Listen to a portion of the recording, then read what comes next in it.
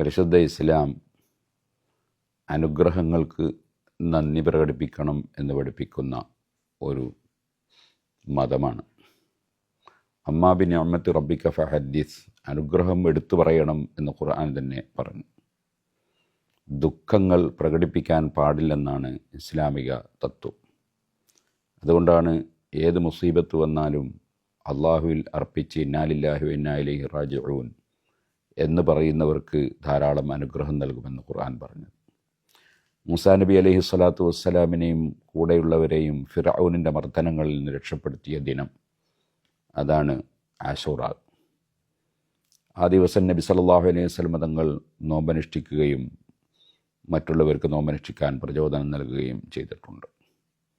ജൂതന്മാരും അതേ ദിവസം നോമ്പനുഷ്ഠിക്കുന്നു എന്നതിനാൽ മുഹറം 9 കൂടി നോമ്പ് സുന്നത്താക്കി അവരുമായി ആശയപ്പൊരുത്തമില്ല എന്നത് പ്രകടിപ്പിക്കുന്നുണ്ട്.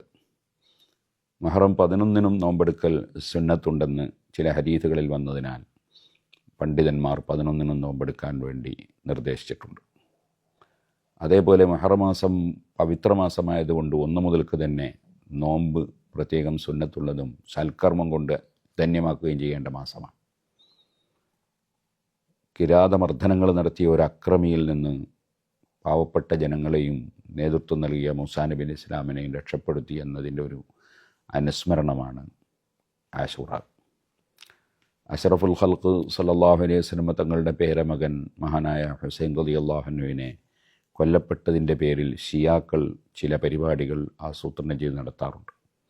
അതിന് സുന്നത്ത് ജമാഅത്തിൻ്റെ പണ്ഡിതന്മാരുടെ പിന്തുണയില്ല.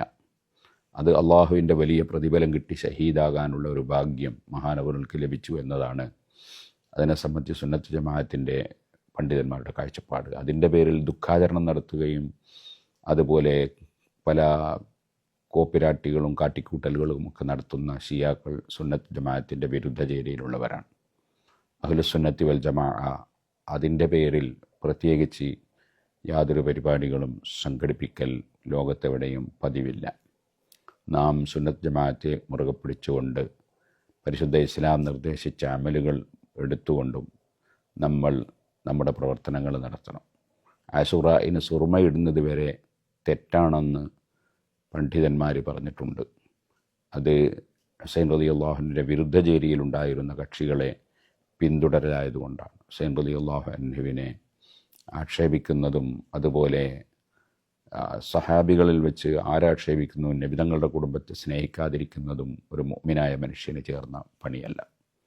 അതിനാൽ പണ്ഡിതന്മാർ അംഗീകരിച്ച കാര്യങ്ങൾ മാത്രം നിർവഹിച്ചുകൊണ്ടാണ് നാം ആശൂറയിനെ കൊണ്ടാടേണ്ടത്. ആശൂറയിൻ്റെ ദിവസം കുടുംബത്തിൽ വിശാലത ചെയ്യുന്നത് പുണ്യമാണെന്ന് പല പണ്ഡിതന്മാരും പറഞ്ഞിട്ടുണ്ട്. മറ്റു പല പരിപാടികളും അത് തെറ്റായ ആശയങ്ങളാണെന്നും അത്തരം കാര്യങ്ങൾ ചെയ്യാൻ പാടില്ലെന്നും ഉലമാക്കൾ വിശദീകരിച്ചിട്ടുണ്ട്. അല്ലാഹു തആല നല്ലത് മാത്രം ചെയ്ത് സൽക്കർമ്മങ്ങളെ കൊണ്ട് ഇത്തരം പുണ്യദിനങ്ങളെ ധന്യമാക്കാൻ എല്ലാവർക്കും തൗഫീഖ് നൽകുമാറാകട്ടെ. അസ്സലാമു അലൈക്കും വറഹ്മത്തുള്ളാഹി.